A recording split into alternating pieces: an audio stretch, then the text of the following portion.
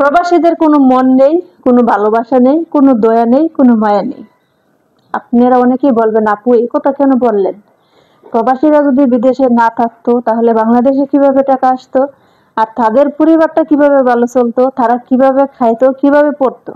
হ্যাঁ, একটা মেহমান যখন একজনের বাড়িতে আসে তখন হচ্ছে মেহমানদের একদিন, 2 দিন, 3 দিন ভালো লাগে, 4 দিনের দিনও মানুষ বিরক্ত হয়ে যায়।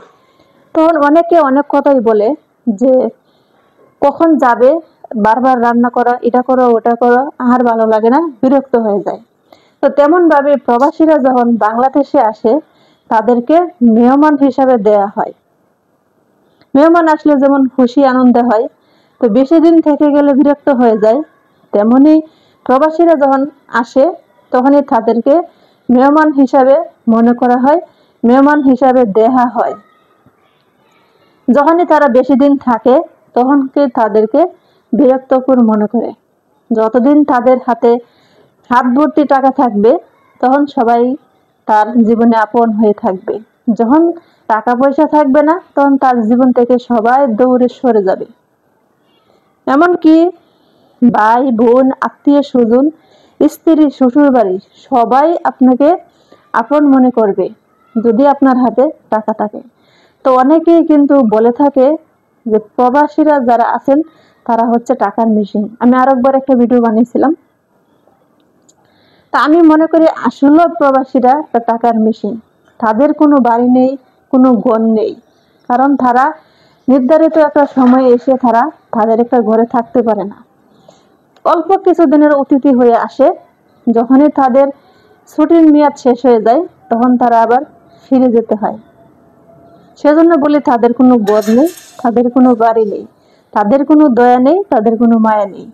কারণ প্রত্যেকটা প্রবাসীরই আমার পক্ষ থেকে অভিনন্দন জানাতে হয়, কারণ তারা হচ্ছে বাংলাদেশের মায়া, বাবার মায়া, সন্তানের মায়া, স্ত্রীর মায়া, ভাই বোনের মায়া সবকিছু ত্যাগ করে কিন্তু তারা বিদেশে পড়ে থাকে।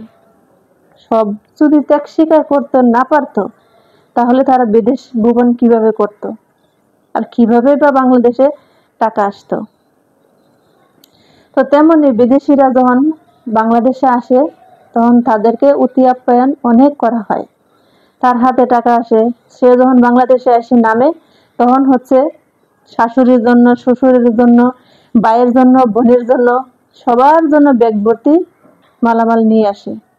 যাবার সময় তাকে কেউ খালি হাতে বিদায় দেয়, কেউ কিছু দিয়ে দেয় না। তার হাতে যখন টাকা নাও থাকে তখন তার অভাবটা কেউ বুঝতে চায় না, যে সে যখন আসছিল অনেক কিছু নিয়ে কিন্তু এখন নাই, আমরা একটু বুঝি, কিন্তু কেউ বুঝবে না। সত্যি কথা বলতে প্রবাসীর মন বোঝার মতো পৃথিবীতে কেউ নেই, শুধু একমাত্র মা ছাড়া।